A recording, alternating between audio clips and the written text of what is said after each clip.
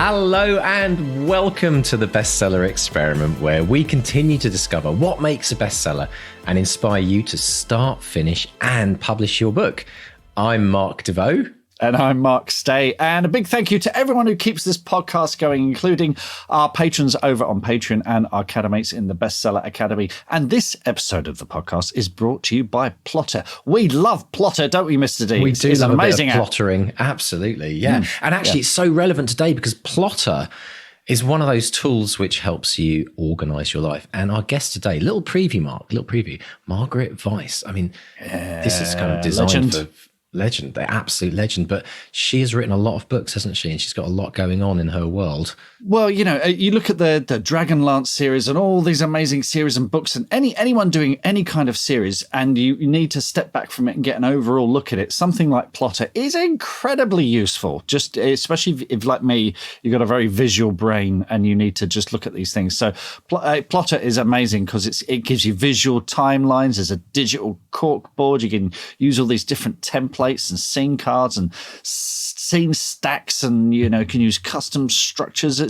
It's just so flexible and, like I say, really, really visual and really easy and incredibly cheap. Really good value. I'm gonna have to have words. I'm gonna have to have words for them. It's way too cheap. So listen, they get it now. Well, they also do the thing that I like. I'm a bit of a lifetime. I love to buy lifetime software. If you've never come across this before, folks, lifetime software is you pay once for it and then you get it for life instead of paying annually. And they have that on offer as well, which I think is brilliant. So anyway, if you want to go and see what all the fuss is about and why thousands of authors are now using Plotter, so pop over to bestsellerexperiment.com/Plotter, and that's spelled Plottr, and you can get a trial. You can buy it on a monthly or annual basis, or can get the lifetime, which is absolutely phenomenal value.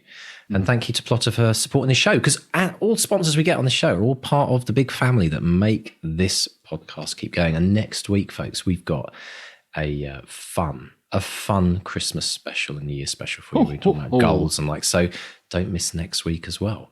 So, Mr. Stay, we're halfway through December as we record this. Is your house getting quite festive right now? Are you kind of late? Are you like us? Are we kind of like scrambling to sort out all kinds? No, I've been quite organised this year. Actually, I've kind of got to, because we're visiting people, so you have to have stuff done. You know, so yeah, I'm quite proud of myself. I'm pretty much done actually, That's all wrapped and ready to rock. Yeah. That's very unusual. Very, very impressive. That is very, very impressive. Yeah, it's we actually had snow last week, which felt very Christmassy, and I was all very excited, and it's all gone. It's like England. It snows for a couple of days and then it's disappeared. Except for the one big thing that the kids made, which was like they would roll, you know how the kids like to roll snow. The only problem is we've got a couple of dogs in our yard. So it was given instant eyes, but not the kind of eyes that you would necessarily select. So yeah, just to warn people, you know, always wear gloves and make sure the kids wash their hands when they come in. But I think it's time to dive in, Mark, and chat about our amazing guest today, Margaret Weis. I was just over the moon. When I was a bookseller, this makes me sound so old. When I was a bookseller, weirdly, I saw an old blog post. I've been working in books and publishing for 30 years now. Did you have like a big anniversary? Was it this year? No. It was, you know, September. Actually, no, it would be in December, wouldn't it? Because I started. 30 years. 30 years, man and boy. Yeah. Oh. So, I'm old. But when I was a bookseller, the Dragonlance books, I mean, I ran the science fiction fantasy section wherever I went. I insisted on it. It was always part of the job. And they had their own shelf. They were just the backbone of any good science fiction fantasy section. And the names Margaret Weis and Tracy Hickman were legendary. And so when the opportunity came along for me to speak to Margaret, this is why we've saved this for Christmas, because for me this is such a Christmas treat. But anyway, let's talk a bit more about it. Margaret Weis was born and raised in Independence, Missouri, and she took a job as a book editor at TSR. Now, TSR, for those of you who don't know, is the publishing company of Dungeons and Dragons. You know, and Dungeons and Dragons, when I was at school, was a kind of a cult thing. It was something only, in fact, at Thurfield School in Leatherhead, the Young Christians Society at Thurfield got Dungeons and Dragons banned from school because it was considered, borderline, occult, which was ridiculous. But anyway, so it was always a very nerdy thing. And now it's on TV, Stranger Things. It's huge. Bigger than ever. Absolutely massive. There's a huge movie coming next year as well. Big Dungeons and Dragons movie coming next year. But, back in the 80s when it first happened, it was still it was a stranger thing. So, Margaret Weis took on a job as a book editor at TSR, the people who made Dungeons and Dragons, and she became part of the Dragonlance design team. And Hickman and Weis wrote the fantasy novels that tied in with the Dragonlance Chronicles, which are still in print after almost 30 years. And the books have sold over 25 million copies worldwide. But there's more to come. They're writing a new trilogy, the Dragonlance Classic series. So keep an eye out for those folks.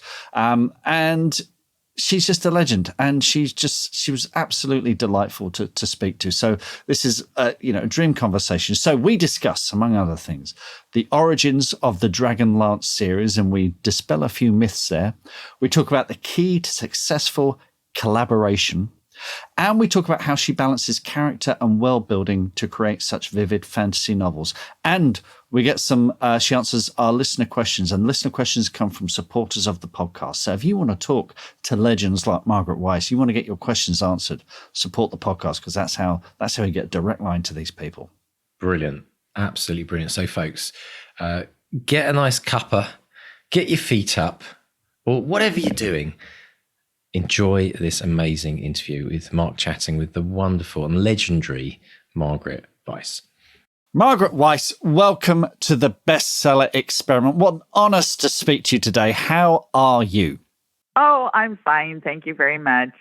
Wonderful stuff. Well, listen, we've got a whole bunch of listener questions for you today, but I would love to just go back to where it all started for you, because as I understand it, you were always a storyteller. And as I understand it, it started in kindergarten where you covered for the teacher while they did their paperwork. Can you tell us about that? Yes. Like I say, I've always been a storyteller. And my kindergarten teacher, back in the day, this is when kids still took naps. We laid on our little rugs, and so the teacher would put me at the front of the class, and I would tell stories while she did her paperwork. And so I don't remember anything about the stories I told, except I do remember, and this is what my mother told me, the teacher told her that I had been watching Treasure Island on Walt Disney, on the Walt Disney's version of Treasure Island on TV. And I told the kids that from what I had seen on television, except I hadn't seen the ending. And so I made up my own ending, and the teacher told my mother she liked it better. Brilliant stuff.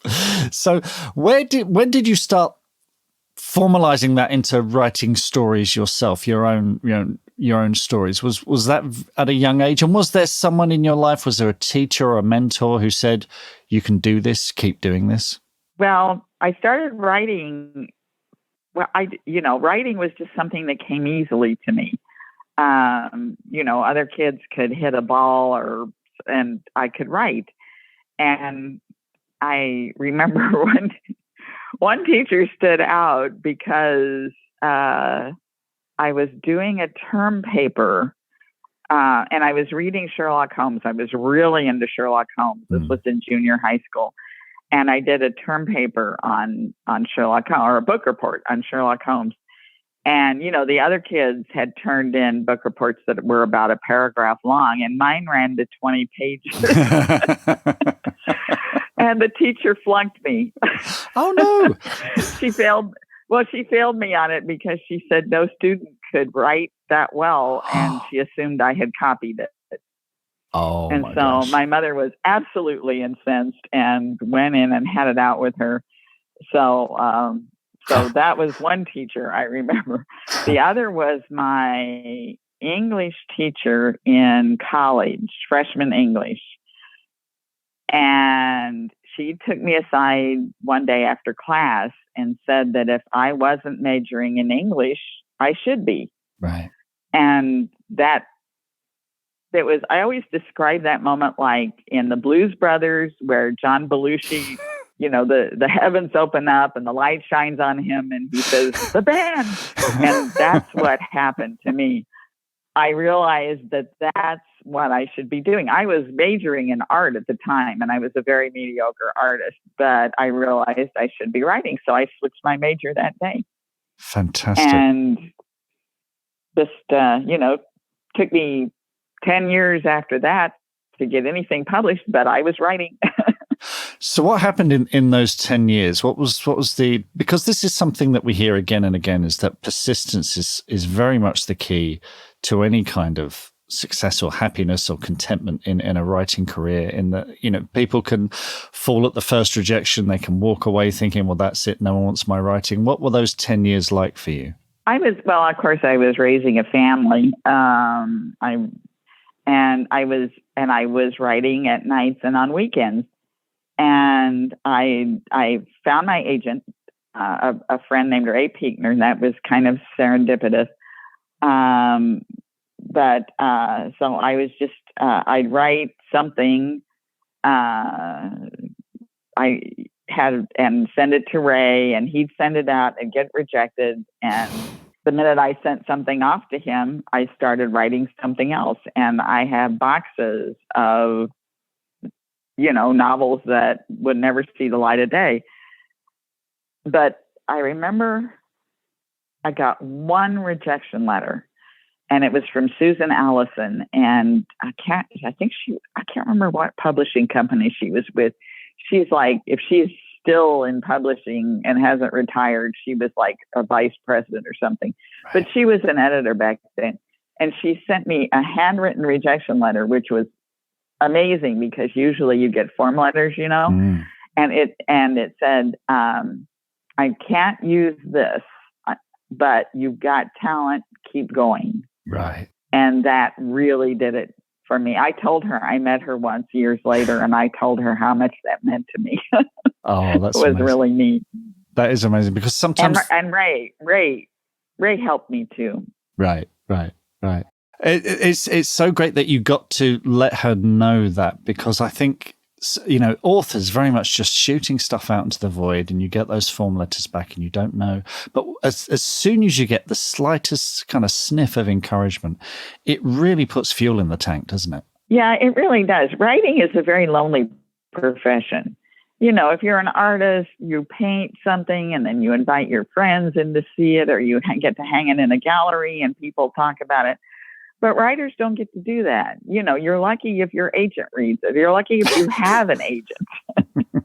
And then you're lucky if your agent reads it, and then much less if an editor gets to it, because I remember reading back in the 80s, at one point, publishers were getting unsolicited manuscripts by the truckload. There were honestly trucks coming up and unloading unsolicited manuscripts. So, talk about a slush pile. The idea that somebody sees you in a slush pile is amazing. Mm. And now, everybody's publishing themselves. And, so it's actually even, I think, more difficult. Yeah, you don't even need a truck these days. There's a digital slush pile, which is never ending. Let's talk about the genre that has made you famous, really, the fantasy genre, because we're deluged with fantasy novels now. Fantasy is everywhere, and it's even on, TV and movies. I mean, even when I was growing up in the 80s, it was a very niche kind of nerdy thing. When you started out, what did the fantasy landscape look like? What was out there that made you think, I can do this? Oh, there wasn't a lot. I mean, there was Tolkien, of course. Yeah. I read Tolkien in the 60s when, Lord of the Rings, it started in California with college students. And as they were hitchhiking all over the country back in the 60s, they brought Lord of the Rings with them. And so that's where I read it in college. Mm-hmm. And there was that, and there was, I can't remember, a couple of others. And that was pretty much about it. So I was attracted to fantasy. Well, I did fantasy and nonfiction. I wrote, my first book ever published was a nonfiction book about the outlaws, Frank and Jesse James. So maybe because of the nonfiction, where I had to do a lot of research and stuff, I was attracted to fantasy because I can make everything up. Right. Yeah. Nowadays, when I do fantasy, I go back and research. So it's kind of come full circle. But I think that's why I liked it. There was scope for imagination in it, as Anne of Green Gables would say. Yes. And my favorite genre to read are mystery novels dating back to my Sherlock Holmes days. But I can't write mysteries because that takes a certain kind of mind to figure out the plot. And I would never believe my own plot. So. Okay, that's interesting. I've also seen that saw someone that your big influences were Dickens, Dumas, and Austen. Can you talk a little about how they've influenced your work? Oh, Charles Dickens, yeah. Probably my all-time favorite novel is Bleak House, and I've read it. I try to read it once a year. David Copperfield, not Tale of Two Cities. I can't stand that one. But Dickens, the way he writes characters, I mean, they come to life. And every time I read his novels, I study them to see how he describes characters. And, it's just, everybody knows Scrooge. You see him in your mind. Yeah.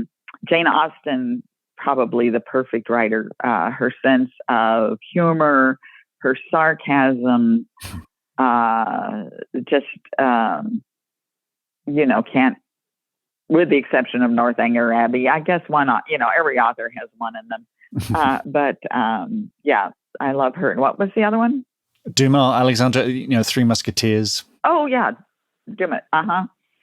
Yeah, again, read him when I was very young, I think in the 4th grade. And the swashbuckling, of course, but how he again, characters, bringing them to life, especially the melancholy Athos, who is not your typical character. I like the way he's developed. Wonderful stuff. Well, look, let's go to our listener questions and talk about Dragonlance and TSR and that extraordinary body of work that you have. I've got a question from Julian. I've got several questions from Julian Barr, who's a fantasy novelist himself, and he begins with, "Can you tell us any stories about the early days at TSR? I've heard the first Dragonlance book was a novelization of an intense gaming session from one of the gaming modules. How true is that? And would you write a novel that way again?" It's not true. That's an urban myth. Okay. Nope. Good to settle that one. Okay. So how did it all start, Margaret? It started when TSR hired Tracy Hickman to come work for them. And that was in 1983. And Tracy lived in Utah. And he and his wife, Laura, packed up the kids, and I think it was in a Volkswagen, but anyway, and they drove from Utah to Wisconsin to go to work for TSR. And while they were on this drive, Tracy and Laura came up with the idea of a world in which knights rode on dragons to fight other dragons, evil dragons. And they named the world Dragonlance. And they actually came up with the first 3 characters, Tanis, Laurana, and Kitiara. And when they came to TSR, Tracy presented his idea, and the company loved it, and they decided they would develop a product line based around it. And that would include adventure modules and calendars and novels, which, this is the first time any game company had ever published or produced novels that were based on a game. And so because they were going to have the adventure modules would have a continuing storyline run through them, which has also never been done. Because Tracy liked the idea of the heroes aiming for something more worthy than just killing a dragon and stealing its treasure, and then next module killing the dragon and stealing its treasure. Yeah. He wanted the heroes to save the world, and they could do it in a series of modules that were designed to be run like, you know, in a gaming session once a month or so. I think they came out monthly at the time. And TSR hired me in 1984. My job was to work with the Dragonlance whole world that had already been that was in development, and I was to take all the storyline from these 12 adventure modules and distill it down into a plot line that would go through 3 novels that would have a trilogy. And so that was my job. So I met with Tracy and the game design team and the artists. The artists were developing the calendars. So I got to see this amazing art that Larry Elmore and Jeff Easley and Keith Parkinson and Clyde Caldwell were doing that went with the books and the modules. And so, so I was meeting with the design team, and Tracy and I fell in love with this world. Now, at the time, TSR wanted to hire an author who was like a best-selling author to write these books. You know, somebody like Stephen King or somebody.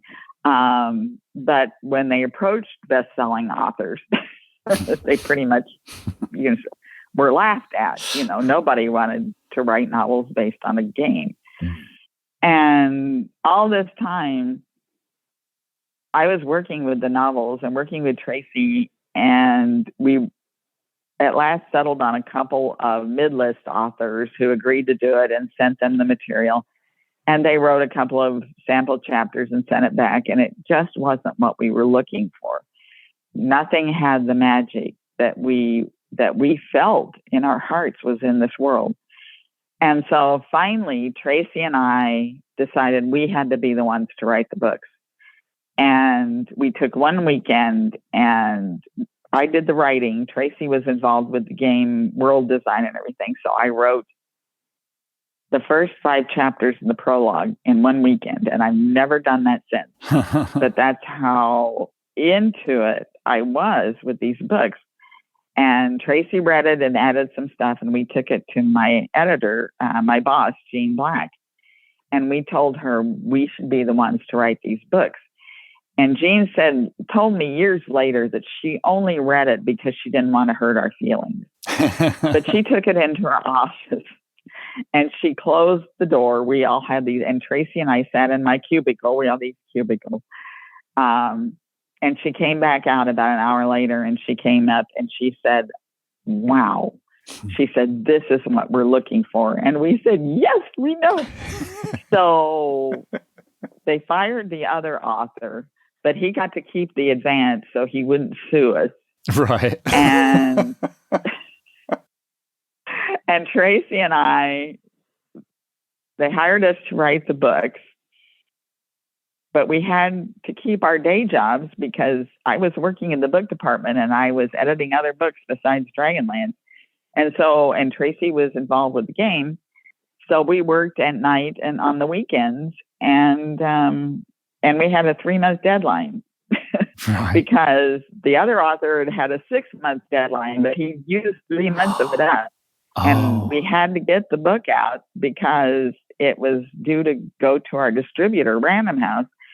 And so we wrote the first Dragons of Autumn Twilight in 3 months while we were working our day jobs. Wow. And of course, the thing with the first novel as well is it lays a lot of the ground rules, a lot of the world building, a lot of the limitations of magic systems and stuff like that for all the future novels. So was there, that must have been really tough making those sort of key decisions if you knew this was going to... I mean, did you know this was going to run and run? No, we at the time, we were just hoping, because the company was teetering on the verge of bankruptcy during all of this. Right. So we were just hoping the company would be around long enough for us to get the first book out. But the world and all the magic systems and everything else had all been designed by the game designers. Of course. So pretty much all we had to do was just take what they'd done and translate it into the novel. Mm. So, I knew, for example, that Raceland was a third level magic user. And so I knew exactly then what spells he could cast as a third level magic user. I just had to make it look like in the books that we weren't, rolling the dice, so to speak. Right. I mean, Julian's question talks about an intense gaming session. You've put that urban myth to bed. But were you much of a gamer? Were you someone who was rolling the dice a lot before you wrote the books and came to TSR? I had played Dungeons and Dragons before I came to TSR. And we did actually play test Dragonlance once. Right. As I remember, or maybe twice, but at least once. But this was after everything was underway. And it was Raceland's whispering voice came out of that playtest session, and the character of Bapu. Tracy was our DM, and Terry Phillips was playing Raceland. And Terry, we encountered these gully dwarves in Zaxaroth, and Terry wanted information from the gully dwarves, so he cast a spell on one of friendship. Well, Tracy had the gully dwarf fall in love with him and follow him around all over the place. And that was the character of Bapu. So those two things came out of that gaming session. We were playing Tune because we lived in this little town of Lake Geneva, Wisconsin, where TSR was located. And it was very small. And the employees for the company came from all over the place.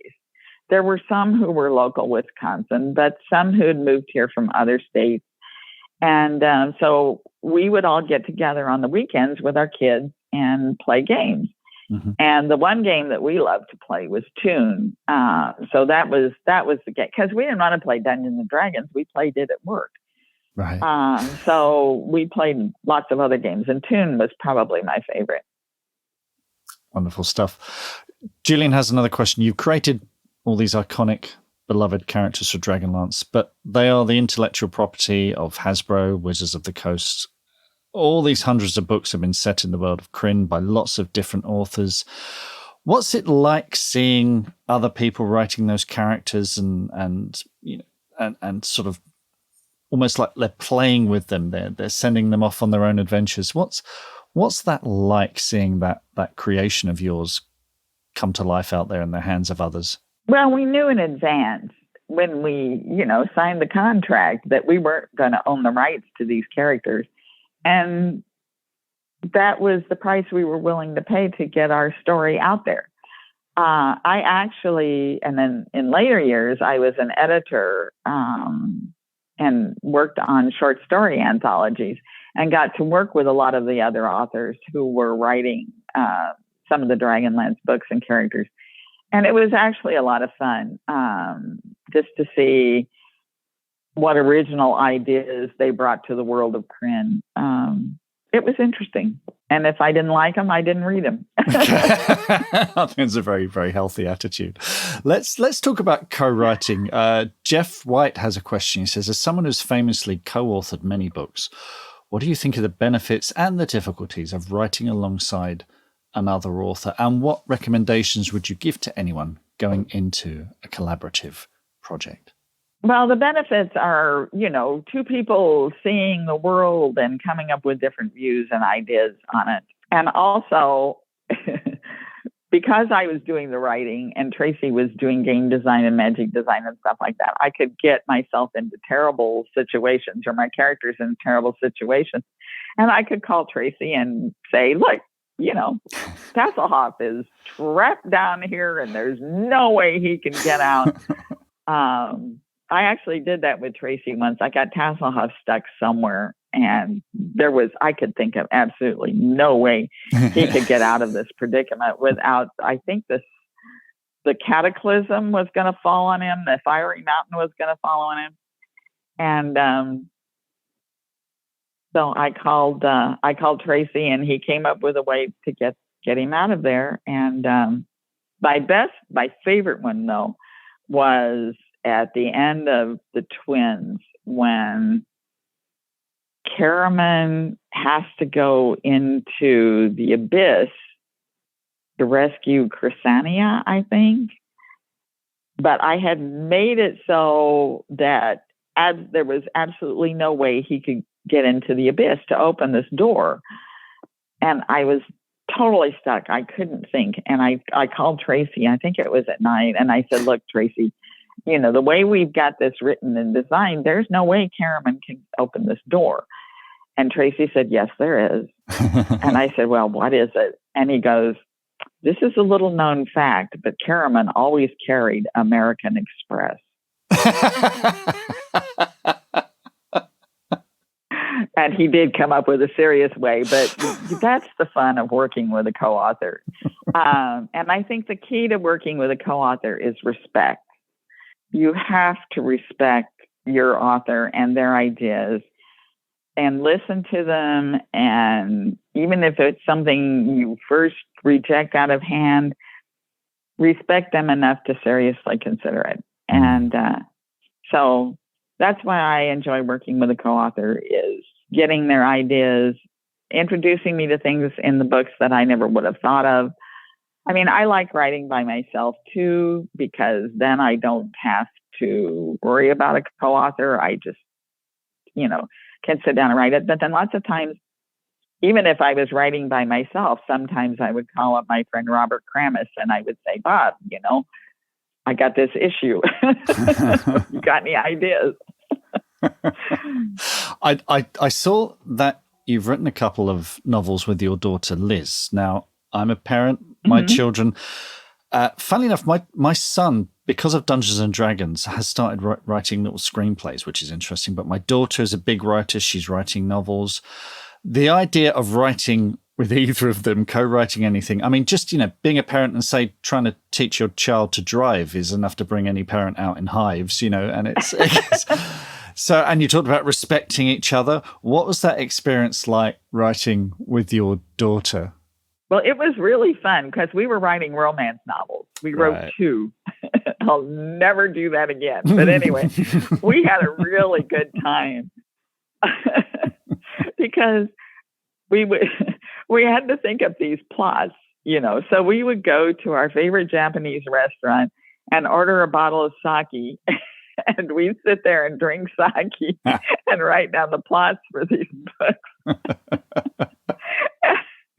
And then I would write the books and she would write the sex scenes because she told me I couldn't do that. So I'd write all the other parts and then send them to her, like so-and-so and so, and then parentheses, sex scene, and I'd send it to Liz and she'd write the sex scene and send it back to me. She told me ages later that was really embarrassing for her to write these steamy sex scenes, knowing her mother was going to read them. But I didn't. She covered it well. I never realized. I thought she was just being very cool about it, But anyway, so yeah, it was a lot of fun, and we still go to that restaurant. And every time we order the sake, we think about sitting there and coming up with those silly plots. That is amazing. That's terrific. I again, you talk about trust, a level of trust there. That's terrific. Wonderful. Fueled by sake. I love it. Rachel Howes has a question. Do you have top 3 tips to give to any aspiring fantasy authors out there? I mean, obviously the landscape is very different to when you started out, but you're still writing fantasy. You're still an icon in the genre. Any 3 tips for fantasy authors out there? I'll give you a tip. 3 tips that an author gave me when I was starting out. His name was Gary Paulsen, and he fabulous books if you ever have it. He doesn't write fantasy. He writes, oh my gosh, I guess like coming of age novels. Yeah. They're just really tremendous. And Gary and I had the same agent, Ray Pinkner. And so I had met Gary before and asked Gary, because again, I was just starting out. I'm not even sure I'd sold a book yet. And he told me the 3 things that I have never forgotten. And I tell every aspiring author: keep reading, keep writing, and keep your day job. Very, very good advice. Very good advice indeed. What does your day look like as a writer now, and has it changed over time? As you know, obviously you had a day job. You were trying to write around editorial work, and of course you bring it. You've got a family as well. How has that writing day changed and evolved over time, and what does it look like now? Oh, well, now I'm a very disciplined person as far as it comes to writing. Not much of anything else in my life but writing. And of course I have the dogs that I'm dealing with too. So I start writing at about 7:30 in the morning and write until about 11 with occasional breaks to let the dogs out. And then I usually stop. 11's a really good stopping place for me, because I've discovered if I write longer than that, I am kind of floundering. I don't know what I'm doing. Yeah. And so I quit about 11, and then in the afternoon I walk the dogs, and that's a really good time for me to think about what I want to do tomorrow. So in the afternoon, I'm planning in my mind where I'm going to start writing tomorrow.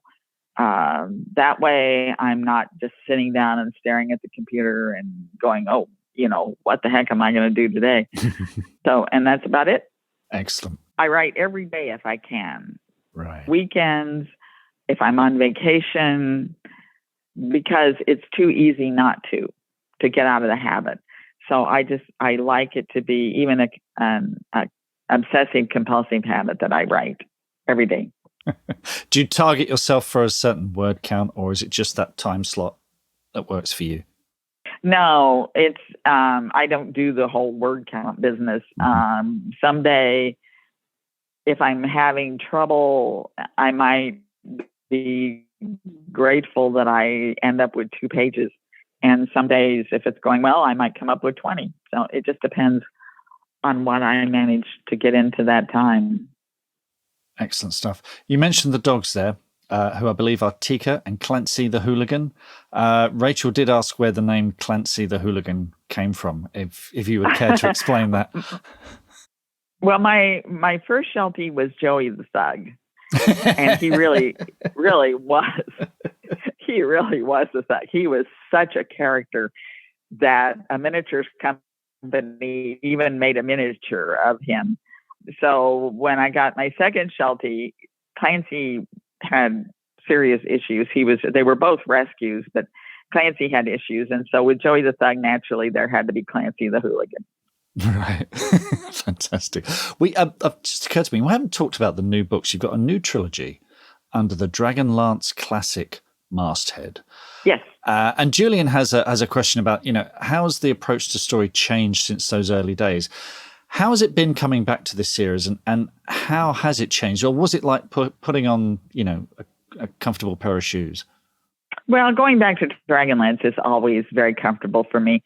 But it has changed in that back when we were writing Chronicles, we felt like we had to follow the plot line that had been set in the adventure modules. Mm-hmm.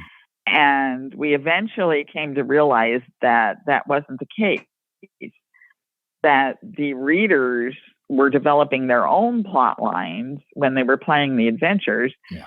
And we were providing the characters and incidents and events that they might use in their adventures and they might not. They just read the books for the books.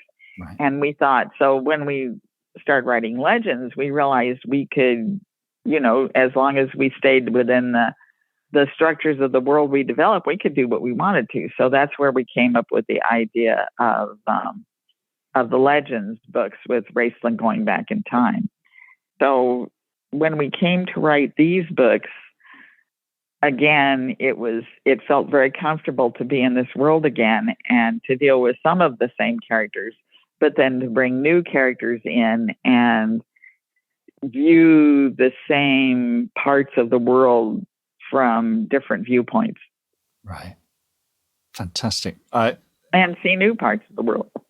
Well, this is it. It's just the possibilities are endless, aren't they? This is the joy of a world like this. It's just, and it's kept people delighted for generations now, and the reaction when we said we were getting you on the show was just overwhelming. We've got so many questions that we just don't have time to ask. I'd like to ask one cheeky question, and do not feel obliged to answer this at all. But that first author who turned in the book that got rejected, they got the advance, they promised not to sue. Did they go on to do anything else? Did they have a career? Did they, I just feel for them a little bit, because they came this close to being part of something remarkable, and they missed the boat or whatever. They didn't quite get it.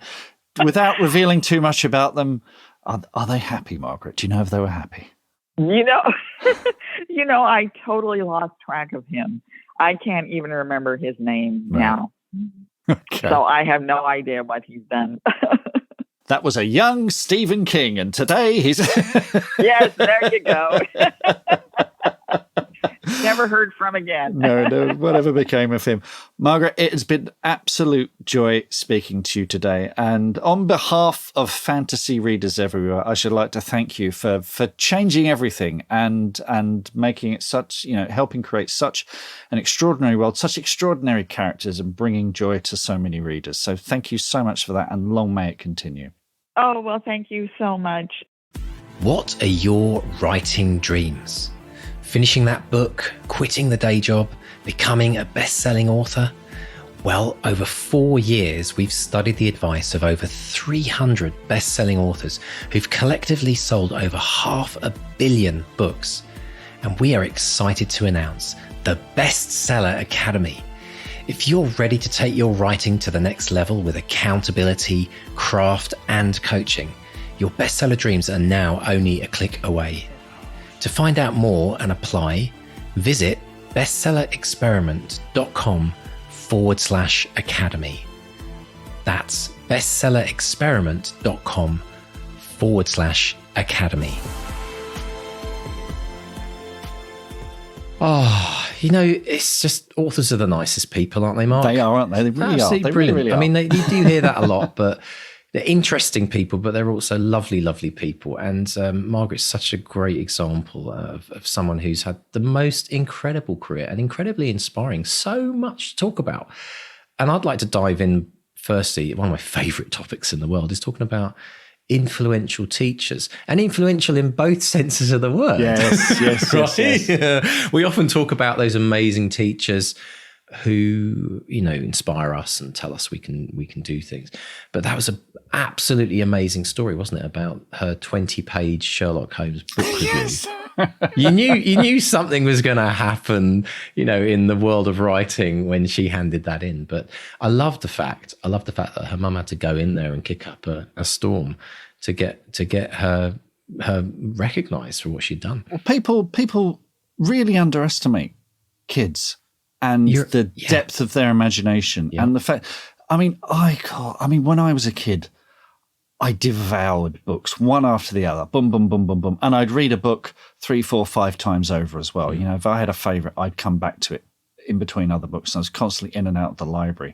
So your imagination when you're a child is at its absolute peak. So I've seen stuff that my kids have drawn and written and imagined.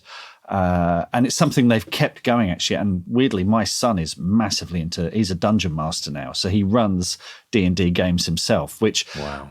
I mean, we'll talk about that later when we talk about characters and stuff. But, you know, the kids are horribly underestimated sometimes, and their imaginations are just absolutely fizzing, you know, at that age. And so, yeah, I would, you know, I don't think anyone ever accused me of plagiarizing or copying something out, but, you know, I'd do stuff and teachers would go, "Oh, did you do this?" You know, yes, I did, you know. So, yeah, I mean, the other thing that happened to me when I was a teenager, this was when I was at secondary school, I had written, because I've always had very supportive English teachers. They've always been really, really good. But there was one English teacher who was brilliant. She was absolutely brilliant. But I remember turning in a short story, and I've probably told this story before, but it was a short story about a breakout from a prison, and there were attack helicopters, and it was all action. It was very kind of, you know, action A-team kind of stuff. And I handed it in, and she said to me, "Mark," she said, "you're very good, but why do you keep writing this American rubbish?" I was like, "'Cause I like it." Because it was the stuff I watched. But she did, to be fair, what she wanted me to do was concentrate on character, to concentrate on the fundamentals of writing. And I'm glad that she did, because it allowed me to write even better American rubbish. Well, I was going to say, up until that point, were you just blowing lots of stuff up? Yeah, exactly. Yeah, you know, so totally. But yeah, it was important. But and also the thing that Margaret was saying. Do you remember when kids took naps in school? That took me back. And we need to bring naps back. We need to bring that back. Yeah. I think kids definitely. are so wired today that trying to get them to nap, it would be a major accomplishment. But I do remember, I think it was kindergarten for me, and we used to get a little thing of milk.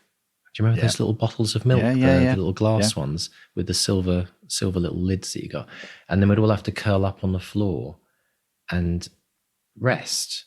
And it was quite lovely, actually. And I know now why they did it. It's probably because the people that led kindergarten were probably at the end of their tether. Exactly. They needed a minute just to like... They had their own drink, which was probably a bit stronger.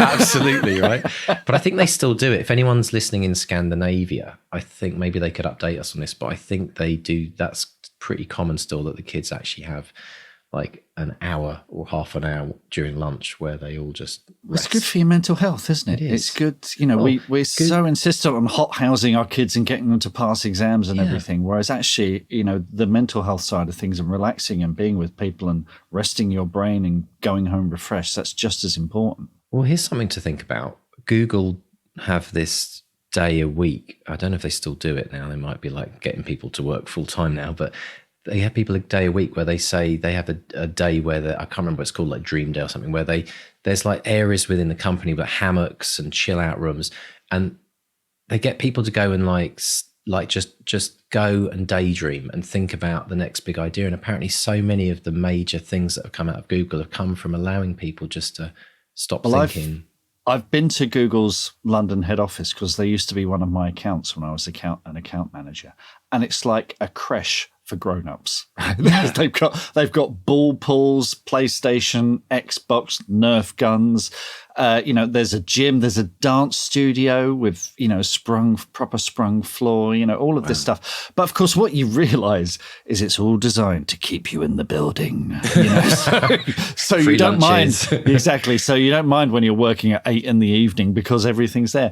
But yeah, it is. And also, if you have the idea in the building, then the idea belongs to Google. Yeah, and absolutely. It's theirs, well, you know? I read yesterday that Elon Musk has put beds in Twitter's headquarters. Yes, they think it's a code violation, don't they? They think he's probably going to have to take them out again, isn't he? Unbelievable. That's brilliant. He's taken that a little bit too far, that idea. But I think it's fascinating to talk about the you know, the fact that we also, going back to kids and writing, I know every parent who has a child who reads a lot and loves to write are often blown away by how well they write and how descriptive their words are. We've all probably been there with kids if they've shown that. I remember my daughter, I used to read her stuff thinking, are you... And I had to say to her, did you actually write this? This is like... And it just happens, like, it seems to just happen magically at some point. They suddenly just, something clicks and they start writing almost like it's an adult written prose as well. And I think that's probably why Margaret's teacher was because she's used to seeing the opposite end of that as well, which is like, the half scribbled, like dog ate my dinner type, type script. So I think it's fascinating, but I want to just thank every teacher out there that encourages children to write and tells them that they should focus on their writing and that they could one day be a published author, because I think those little words of encouragement can make all the difference, because I think far too often it's the opposite, isn't it? Far too often it's. And I actually found, Mark, I was digging through some of my stuff the other day, and I found my early high school report cards where they used to tell you what position you were in the class. Do you remember that? It was like, God, yeah. But I dug it out. Divide and conquer, right? I know. And so I want to say hello to Miss Greenhalgh. I was thinking, are you still there? Are you still out there, Miss Greenhalgh? And Miss Carrington were my two English teachers when I was at St Andrews, which was the better school down the road from you, Mark. And oh, right.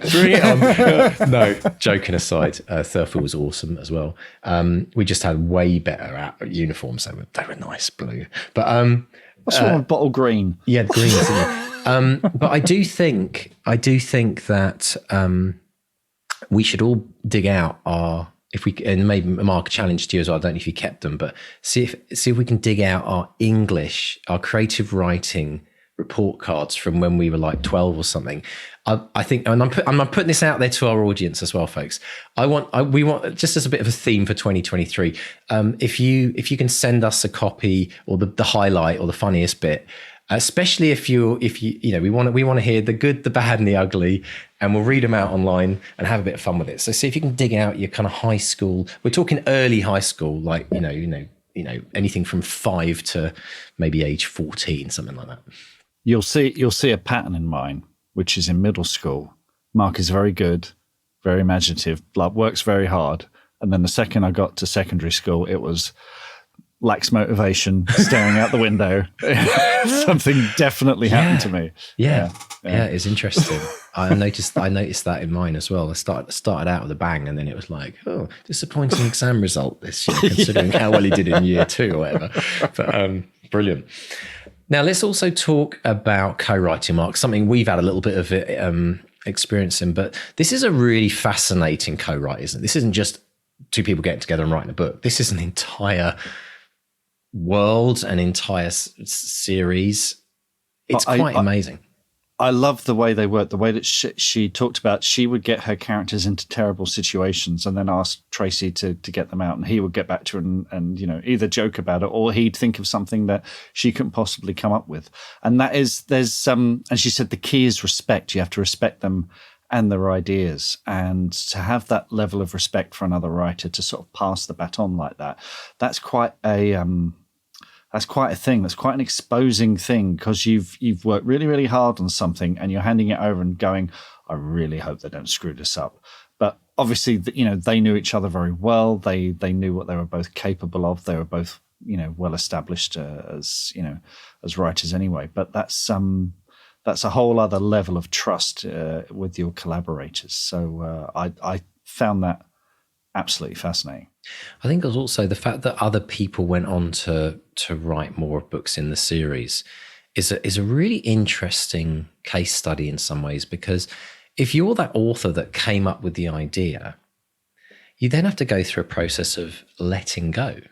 You have to, because I'm sure Margaret couldn't say, oh no, don't like this chapter, don't like it. She had to kind of trust the publishers would like do that for her.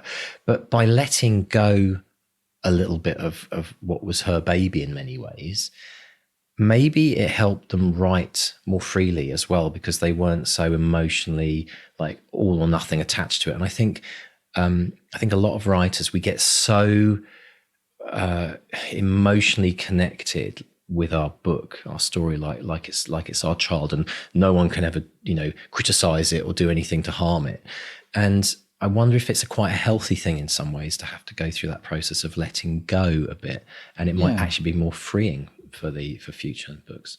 I guess it must have made a difference in that she's putting these characters in someone else's sandbox. She's creating novels from someone else's world building. So the world was already developed. There were these 12 adventure modules. They wanted a trilogy of novels. So she was like, okay, it's like taking action figures and having them play in a play set. So I guess because she didn't outright own the property, as it were, she could have a lot more fun with it. But of course, she brought an integrity to it where she was saying, look, it needs to be more than just killing a dragon and stealing its treasure. It needs to have characters that we can believe in.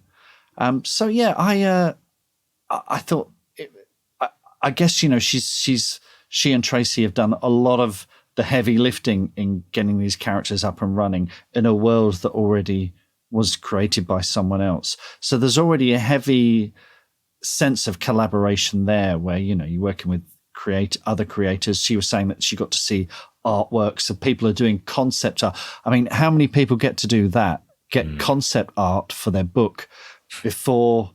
I mean, I have to raise my hand and say I did with Robot Overlords, which was such a treat.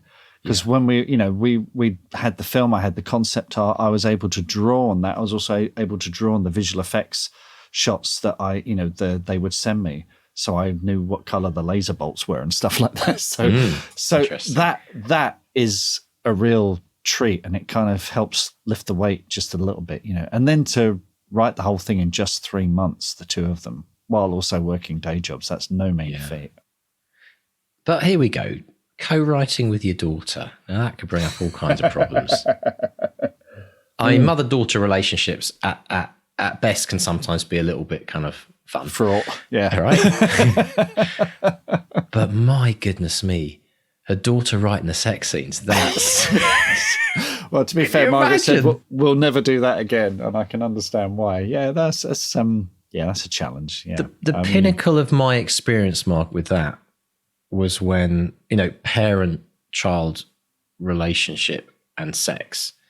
It was that classic moment, which everyone's probably got the story in their childhood, when I was watching, parents had gone to bed, I was watching Fatal Attraction, I think it was, on late night ITV. And then mum forgot something, comes back downstairs and walks into the living room at the exact moment. I think it's something to do with the an elevator, wasn't it? Elevator, there's a kitchen. Yeah, there was. Yeah. I can't remember if that was even Basic Instinct. I get confused now. But my God, did I want to dig a hole and disappear down it? But this takes it to a whole new level, doesn't it, Mark? Your daughter writing the sex scenes. That's leveling up. Yeah, and it's what do the young people call it? Cringe? I'm not sure. Yes. Just trying to think if I would do that with my mum. It's like, no, I wouldn't. And we were always very open about this stuff. Totally. Mum, I remember mum giving me the Claire Rayner, sex education book. There, read that. Oh, thanks, mum. So it's, that's, so good luck to them. I'm glad they did it. I'm sure they won't be doing it again. I mean, family collaborations are always interesting because there is that extra level. And we've had couples on here before who write together, married couples who work together. And that's that does seem to work. Weirdly, have I mentioned this on the show out loud before? Because I'm working on something with Claire. So Claire has, as you know, as part of the 200-word challenge, she wrote a cozy crime mystery a while ago. And she would do a draft. She would send me notes. She would do a draft. I would send her notes, rather. Then she'd and we went through this 3 times. She did 3 drafts. And it just needed a sort of final push to get it over there. And she's been so busy this year with work and everything else. And I gave her some notes. We keep referring to the book as The Kitchen because we need a new kitchen. So I like it. The idea is that great. if we finish it, if we get a nice big advance or if it sells well, we might be able to get a new kitchen. I keep saying, how's the kitchen going? And she's like, I haven't had time. I'm tired. I'm exhausted. And I said to her, would you like me to have a go at it? And she grabbed my arm and she said, I've been waiting for you to say that. So love it. I've worked on the final sort of pass on it. Wow. And we're just going to do a quick polish between sort of now and the end of the year. Yeah. And then it will go out. So whether or not we'll get a publisher deal or we'll self-publish, I don't know. But one way or another, it's coming out there. And it's going to be, Claire's done most of the work. Yeah. But I've done the sort of the fine tuning and polishing at the end. So it will have both of us on the cover. But yeah, so everyone has a different way of working. I mean, the way that we worked it was the book that never slept. Do you remember? Because that's right, 24/7. I'd be working on it. Yeah, exactly. And then I'd share the document with you, scriven a document with you, then you'd work on it and bounce on it back to me. Although there were some times when there would be a clash and I'd be going, are you out of bloody scrivener yet? Yeah, I know, right? I'm on the train, I want to write. But that worked. One of my favourite things, Mark, was waking up in the morning and opening my email to see if there was a new link for me to go and read the latest chapter. It was brilliant. It was like Christmas every morning. But no, there's a million and one different ways to do it. But it's interesting as well because we've had a lot of guests on the show who've talked about writing with family members, brainstorming with family members around the kitchen table, right? We've had that recently as well. And so I think it's, and now including family members, I think we mentioned a couple of weeks ago, Michaela's like including family members in helping with the promotion of a book. So it's a family affair. I think it's brilliant. It's actually a very stealthy way for anyone who's not got the support of their family. It's a very stealthy way of getting family on board when they have a little bit of ownership in what you're doing, and they can claim to when you do become that million-selling bestseller, they can have a little bit of a claim to like, oh, I was a part of that project. So it's actually strategically, it's a very clever thing to do as well. It might bring people across the border and get behind you instead of telling you to get a proper job or whatever the usual things are that we hear, right? But there is so much more to talk about, isn't there, Mark? Such a brilliant interview. So folks, if you'd like to listen to the extended episode of this podcast, if you're a supporter you're a patron or a supporter of the podcast or a member of the Bestseller Academy, check out the extended. We're going to be talking about getting positive rejections. We're going to talk about drawing from classic literature and characters. And also the 3 tips that Margaret talked about: keep writing, keep reading, and keep the day job. We're going to delve into that. Yeah. And we're going to end the extend by talking about what it means to be a disciplined writer. But it's not what you think, folks. So if you're interested in finding out more about the extended, pop along to bestsellerexperiment.com/support. Give us a little Christmas present, folks, and we will let you in on a world of additional bonus content. There's hundreds of hours of deep dives and extended podcasts. And we'll see you on the other side. So welcome to the extended episode of the Bestseller Experiment podcast with Margaret Weis. And Mark, let's dive in and talk about getting positive rejections, because this is one of my favorite things in the world. This idea of badge of honor as a rejection, we talked about it a lot. But that letter, a handwritten letter that Margaret got from, as a rejection, she said it changed everything for her. Isn't that fascinating that a rejection ended up being the thing that made her move forward? Well, what was the phrase? They said, I can't use this, but you can write. That's the key phrase, you can write. Having someone else tap you on the shoulder and just say, yeah, you can do this. And I think back to when I was sort of starting out and doing this seriously. I'd written a couple of plays, and our friend Jeremy Mason, he came to see the play and he said, you can write, keep doing this. That really worked. I remember being a runner-up in the Wimbledon Theatre playwriting contest. Okay, not just a runner-up, I was a runner-up. Runner-up. I've never heard that before. That's brilliant. Exactly.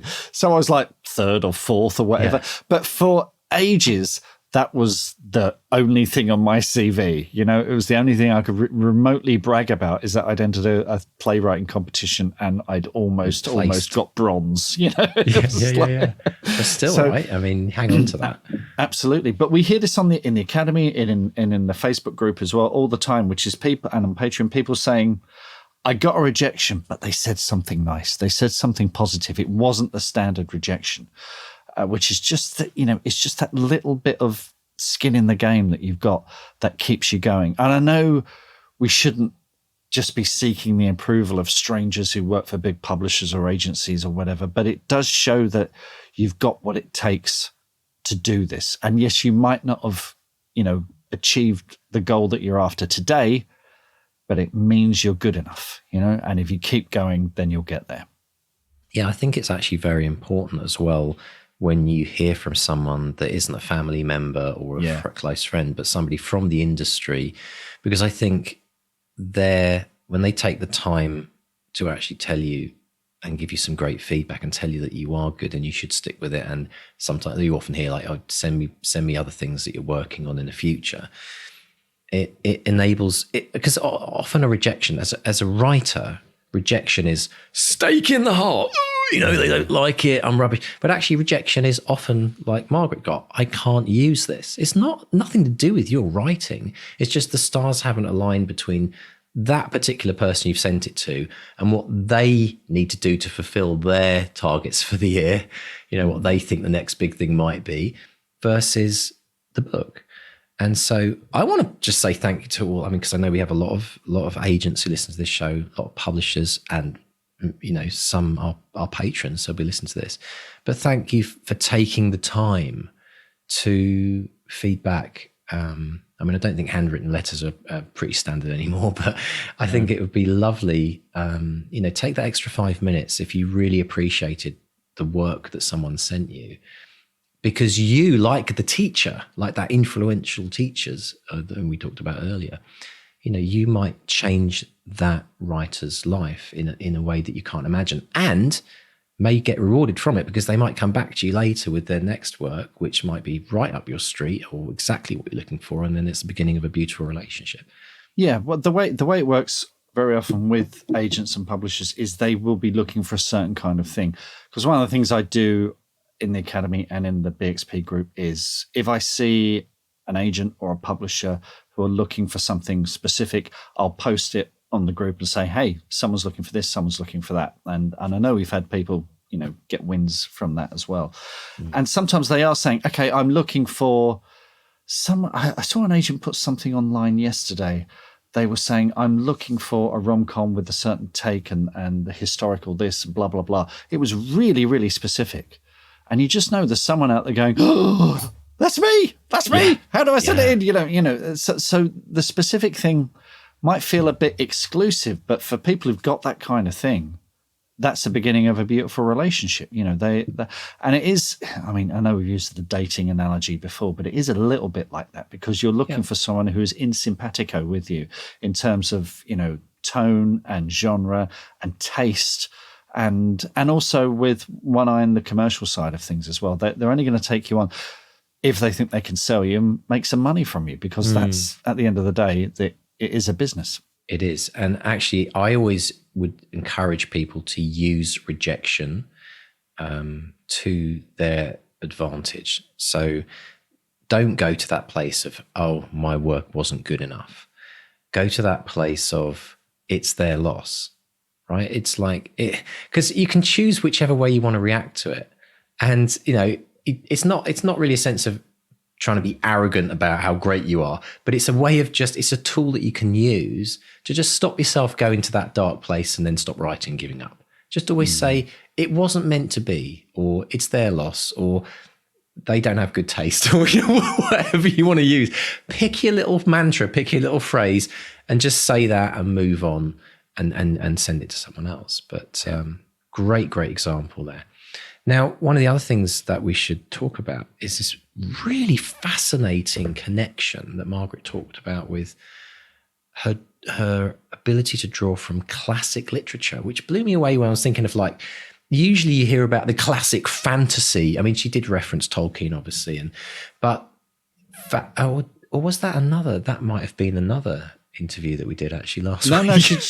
No, she did mention Tolkien. She did mention Tolkien, yeah. I'm getting confused. We've got so many episodes at the moment. But what I found fascinating is you've got this really classic fantasy series, and yet drawing from Dickens, Jane Austen, and Dumas, it's like you wouldn't have expected that, but brilliant. But I mean, Dickens. I mean, come on. I mean, his characters. So often they're so. On the page, they're so instantly alive. He is definitely someone worth studying. I mean, someone like Ebenezer Scrooge, Mr. Micawber, something will turn up. You got Uriah Heep, who's ever so humble. So they even have their own little catchphrases. you immediately know who they are. They're based on kind of archetypes, but also have this kind of unique side to them as well. Jane Austen, as you said, Jane Austen's humor is, there's such a wit there as well. And then with the Three Musketeers, you've got the archetype of so many action adventure stories that followed as well. So they are very much, if you're going to do three, then those are the three to do. I think everything you need to know about character and establishing characters, whatever your genre. You could write you could write crime novels, you could write romance, you could write adventure stories, you could write science fiction or fantasy, and draw on those. And this is why it's so important to read outside of your own genre, because you've got those classic tropes. So if you're fantasy, it's going to be the farm boy who becomes the hero. In crime, it's the grizzled cop with a dark past kind of thing. All of those tropes are there. But if you're thinking of writing a crime novel, then go and read some Jane Austen. I guarantee you're going to find something in there that you go, oh, you know what? I could bring something just a little bit different to this. I remember watching the David Copperfield film a few years ago and then reading David Copperfield immediately afterwards. And it's such a rich text. It's so full of life and full of character. And it inspired me. I wasn't exactly sitting there down taking notes, but I just thought, character. Dickens is all about character and these people and their situations and making them so readily alive on the page. And there is such a knack to it. And it is inspiring stuff. Brilliant stuff. Let's talk about the 3 tips that Margaret talked about. That was really interesting. Keep reading, keep writing, keep the day job. This will resonate with quite a few people, I'm sure. It will. And she said she got this from Gary Paulsen, who's a fantastic author who passed away last year, I think. And he's like an incredible award-winning author, mostly of children's books. But keep reading, absolutely. And it's funny enough, I was talking to Julie Wassmer about this the other day. We were at an event together. We did an event at a local bookshop in Herne Bay, and I was sitting next to Julie Wassmer and we're chatting away about the fact that we don't read as much fiction as we used to. Because one, we're writing a lot of the time. So, and then when we're writing something, it can be a distraction to read fiction while you're writing fiction. Yeah. And then when we do get the time, we've got to squeeze it in between all these other things. So it is tricky. But I know that when I do, I will usually try and set aside a long weekend. So I'm definitely going to get some reading done over Christmas. But I remember, because we have and I can't remember how to pronounce it now, the Yola Boca Flod thing that we do in the BXP group, which is this wonderful tradition where you send people books instead of gifts at Christmas, instead of the usual things. And we have like a secret Santa in the BXP group. And I got a Frances Hardinge novel, and it took me 10 months to get around to reading it. But I thought, I'm finally going to read this. I'm going to sit down and read it. And this was a book where I just kept stopping and taking notes because she's a genius, and absolutely, particularly when it comes to atmospheric stuff, which is a bit of a weakness for me. So I was sitting there taking notes, saying, how did she do that, and taking it apart. So even when we do read, it's not always for pleasure. You kind of got your professional head on thinking, okay, how did they do that? That's the thing. In some ways, once you've become an author, you can never read anyone else's book the same way again. It's the same like music. I can't listen to a piece of music without splitting out all the different sounds and going, interesting bass line. What are they doing with that? And then and then sometimes it's like, oh, for goodness sake, just enjoy the song, Mark. Just enjoy the piece of music. Stop listening to the blooming hi-hat and what it's doing. But and I think it's the same, like you were saying, Mark, you stop and you analyze, but it's a wonderful learning tool. So I think people shouldn't feel like it's a guilty pleasure, because I think that's the challenge. Because let's be honest, reading and writing are 2 very time-intensive tasks. And so, I think one of the biggest challenges most people have is allowing themselves enough time to read and then not feeling guilty whilst they're reading, because it's like, I should be writing. I mean, that's a t-shirt we could all probably wear. And I think people should allow themselves to see it as research in many ways.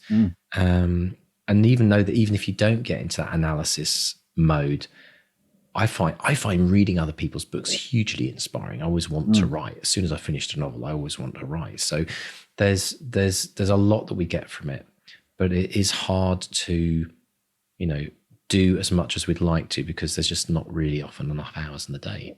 No, there really aren't. And then if you have to keep the day job on top of that, well, boy, I mean, there's a third of your life right there given to the big box store. So I mean, I think it's a bit of a challenge, but maybe one idea people might like to set themselves, a bit like we have the 200-word challenge. I set myself a goal of reading for 20 minutes when I wake up every morning, and I love it. It just gets my brain kind of whirring, and I read something really wholesome and something that fills me up. And it's like almost you have to, if you're struggling to do any reading, then something like that, it's just like floss one tooth, right? Just do a little bit, read 1 page a day just to keep it going. I tend to wake up at about 4:30 in the morning. Just, so bing, your brain is like, hey, wake up 4:30. And I'm like, oh, it's dark. I've got some ideas. Get to it. So I've got into the habit of reading from about 4:30 to about 5:30 on my phone. I'll have a book on my phone. Right. And it's great because there are absolutely zero distractions. Yeah. The world is still asleep. And I've read some brilliant books this year by doing that. Most recently is a book called Ridley Walker, which is this post-apocalyptic thing set in Kent, funnily enough, years after a nuclear, war. And everyone speaks. The whole thing is in this kind of strange, futuristic language has sort of devolved. So it's not even really in English. You really have to concentrate and slow down. And the author said that he did that deliberately to make people slow down and read it. And it was one of the most trippy reading experiences I've ever had. It was like reading A Clockwork Orange or Trainspotting or something like that. So I'm really glad I did it. And I'm really glad I did it at 4:30 in the morning, because weirdly that seemed to be the best time to do it. But yeah, that's when I've got into the habit of when I wake up at 4:30, it's like, okay, let's read for a bit, then go back to sleep, and then have some really weird dreams. Yeah, I can imagine. Now, we wanted to talk about being a disciplined writer, because something that Margaret said, which was really fascinating, was we always think about this idea of trying to hit our goal and trying to exceed our goal and write as much as possible every day. And if only we could write 5,000 words, we could put a novel out a week. But here's an interesting take on it with Margaret. She flipped it, and she said she writes from 7:30 a.m. to 11 a.m. and then stops, even if she knows like there's more in the tank, and she talks about knowing your limits. And I think this is a very important thing to discuss, isn't it? Yeah. And I can seriously relate, because I start about 7:30, but I tend to run out of steam about 9:30. So I can get about 2 solid hours done. And it happened to me this morning. I was happily writing away, but I was thinking this isn't as good as when I started 2 hours ago. Time to stop, have a cup of tea, do some housework kind of thing.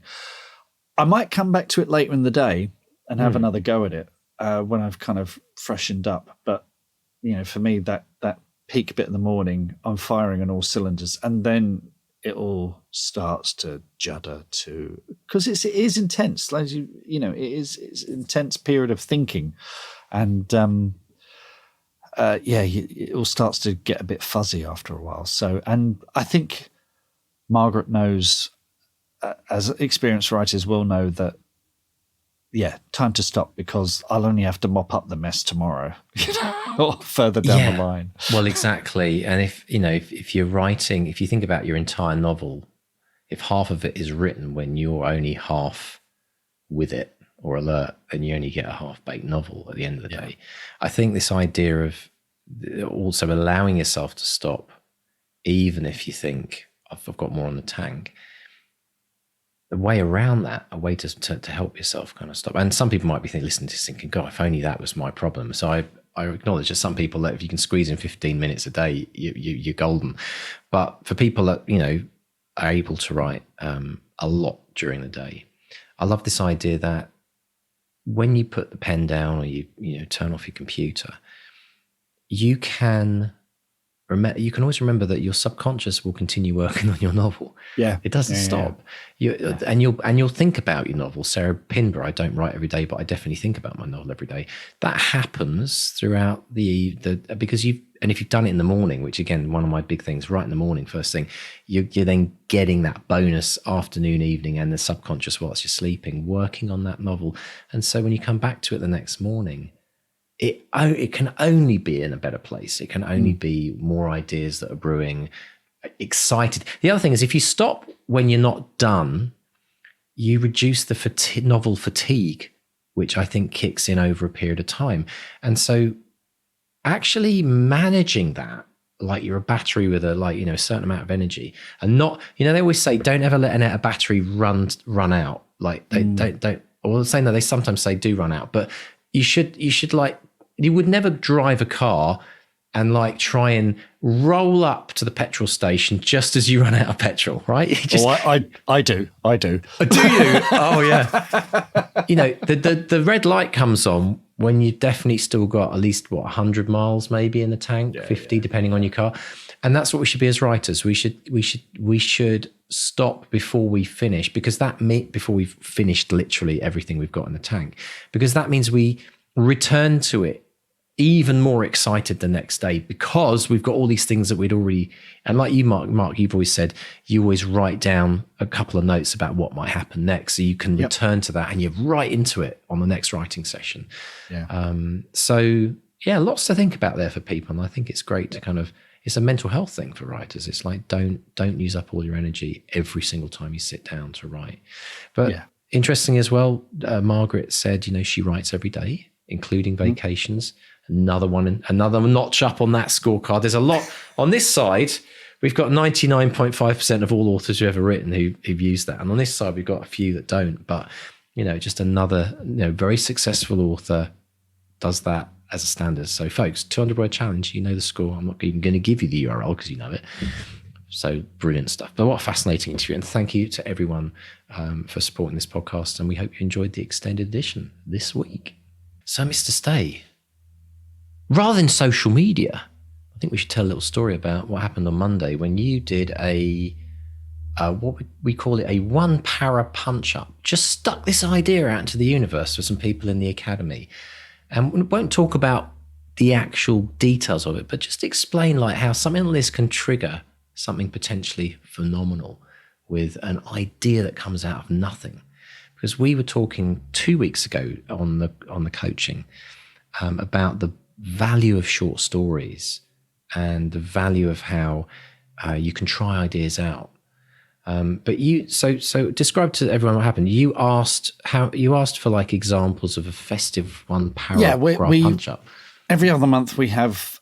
We have craft coaching every month, and I try and mix it up. So we have what we call a one para punch up. So some people will send in a paragraph or 200 words from their work in progress, and I'll read it, and then I'll do an edit on it, and then we'll discuss it and talk about things that might be improved and things that we like, and have a lot of fun. And they're really, really lively sessions, and they're great. And I'm always very, very grateful to the academics who are brave enough to send their paragraphs in.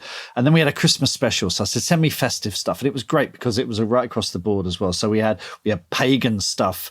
We had, more traditional Christmassy stuff. And then we had a new, and I'm not going to say what this is because I think that someone came up with a really, really fresh take on an intellectual property that is in the public domain, is already out there, that everyone knows, but they came up with a fresh take on it.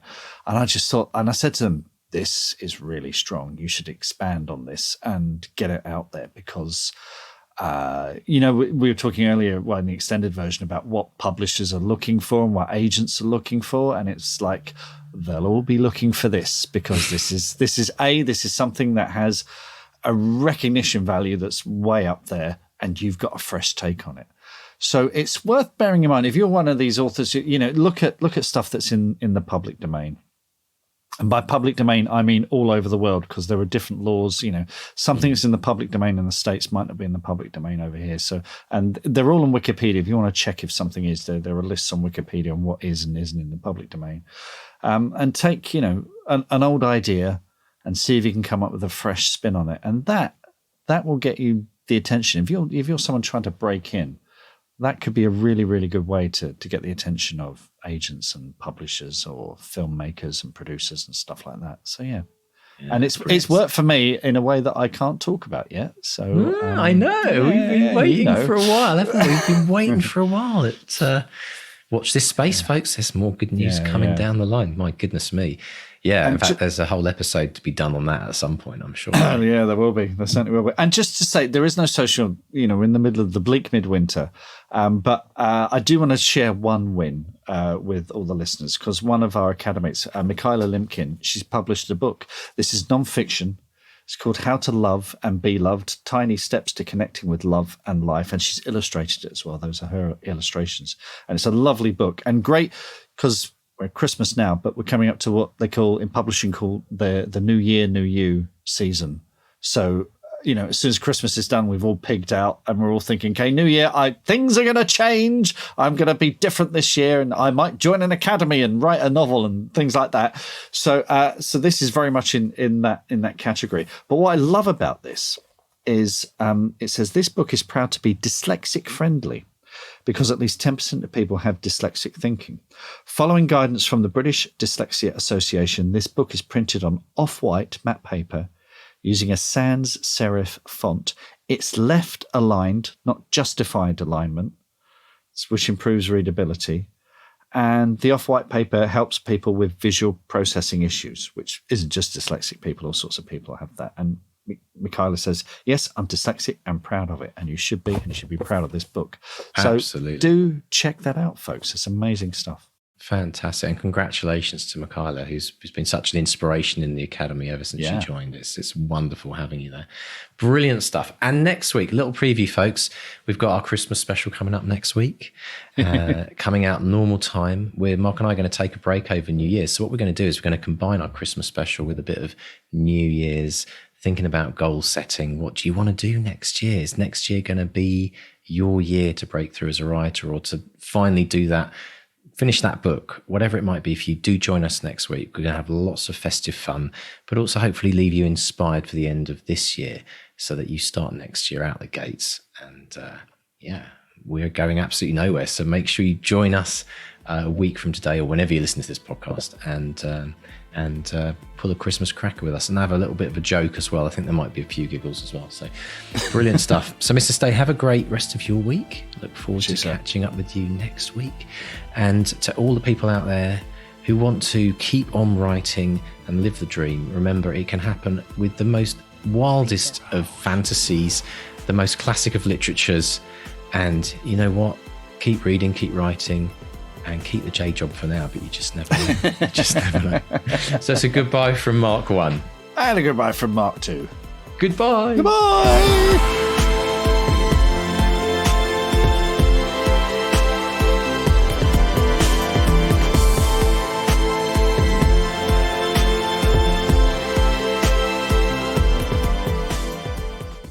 So pop over to bestsellerexperiment.com and go...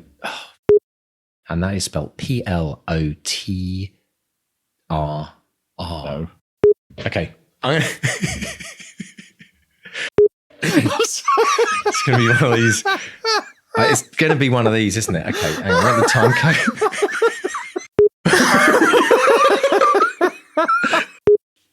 But we'll get through this, because we're professionals, aren't we, Mark? Professionals, yes. We've done this for 6 years.